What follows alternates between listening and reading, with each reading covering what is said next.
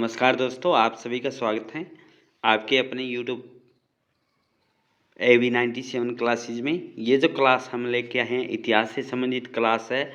इसमें हम अध्ययन करेंगे वो स्तंभ लेख और जो इसमें कौन सा लेख है, किसके बारे में जानकारी देता है और जो भारत में जो यात्री आए थे उसके बारे में हम अध्ययन करेंगे।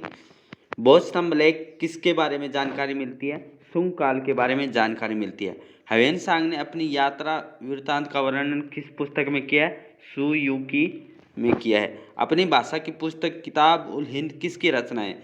अरबी भाषा की जो पुस्तक है किताब उल हिंद की रचना किसने की थी? अल-बरनी के द्वारा की थी। मोरक्को का यात्री कौन था? Ibn Battuta. तो क्वेश्चन आता है इब्न बतूता कहाँ का यात्री था? मोरक्को। भारत में किसके टाइम आया था? मोहम्मद बिन तुगलक के टाइम आया था। तो तुगलक ने उसे दिल्ली का काजी भी नियुक्त किया था। क्वेश्चन आ जाएगा मोहम्मद बिन तुगलक के समय दिल्ली का काजी किस यात्री को बनाया था? Ibn Battuta. और ये किसके टाइम है? तुगलक वंश के टाइम आया था। मार्को पोलो द्वारा किस राज्य की यात्रा का उल्लेख किया है? जो पांड्य राज्य का जो उल्लेख मिलता है मार्को पोलो के द्वारा उल्लेख किया है। पंतजलि के महाभाष्य में किस वंश के इतिहास का पता चलता है? शुंग वंश के बारे में पता चलता है। चीनी लेखकों का वर्णन है, ये हम डिस्कशन करेंगे। चीनी लेखकों का वर्णन फायान है। कौन कौन से चीनी यात्री आए हैं? फायान, ह्वेन-त्सांग और इथिसंग। फायान है 399 से 414 ईस्वी में आया था। फायान कब आया था? 399 से 414 ईस्वी के टाइम है। भारत दशा का विवरण किया था और इनके किसके टाइम आए थे? चीनी यात्री है फायान, प्रथम चीनी यात्री था। प्रथम चीनी यात्री पूछा जाए तो फायान। किसके टाइम? चंद्रगुप्त द्वितीय विक्रमादित्य के समय आया था। गुप्त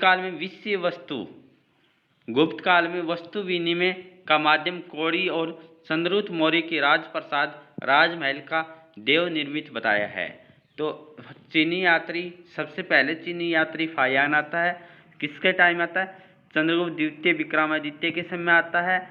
गुप्त काल में जो वस्तु थी विनिमय का माध्यम क्या था? कौड़ियाँ थी और चंद्रगुप्त मौर्य के राजप्रसाद राजमहल को देव निर्मित बताया है। क्वेश्चन बन जाएगा कि जो चंद्रगुप्त मौर्य का जो राजप्रसाद था, राजमहल था, उसको देव निर्मित किसने बताया है? फायान ने बताया है। ह्वेन-त्सांग 629 से 645 ईस्वी के टाइम कार्यकाल आता है। इस टाइम के कौन है? हर्षवर्धन है। हर्षवर्धन के टाइम कार्यकाल के दौरान कौन आते हैं? ह्वेन-त्सांग आते हैं। इनकी जो रचना है वो क्या है? सी यू की बाद में संसार के लेख से नाम से जाना जाता है। और फायान का जो रचना आई थी भारत दशा का विवरण। जो भारत दशा का विवरण चंद्रगुप्त द्वितीय और चंद्रगुप्त मौर्य के बारे में। फायान जो ह्वेन-त्सांग है ये हर्षवर्धन के समय भारत आया था। इसने हर्ष को शिलादित्य की उपाधि से भी नवाजा था। शिलादित्य की उपाधि किसके द्वारा? हर्षवर्धन के समय भारत आया था और हर्ष को शिलादित्य की उपाधि से भी विभूषित किया था। इसे यात्रियों का राजकुमार, शाक्य मुनि, नीति का पंडित भी कहा जाता है। किसको नीति का पंडित, शाक्य मुनि, यात्रियों का राजकुमार कहा जाता है? ह्वेन-त्सांग को कहा जाता है। फिर है जो इथिसिंग 673 से 675 आया था। प्रसिद्ध बौद्ध भिक्षुओं की आत्मकथा। चीनी बौद्ध यात्री जो नालंदा विश्वविद्यालय में अध्ययनरत रहा था।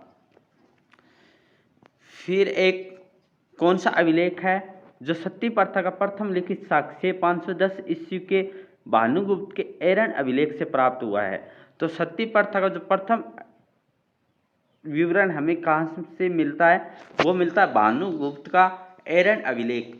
कौन सी टाइम है? 510 ईस्वी में। तो ये जो हमारी क्या थी, जो अभिलेख है और जो चीनी यात्री है उनका विवरण कार्यकाल था, ये इस वीडियो में हमने अध्ययन किया है। Thank you all of you. जय हिंद, जय भारत।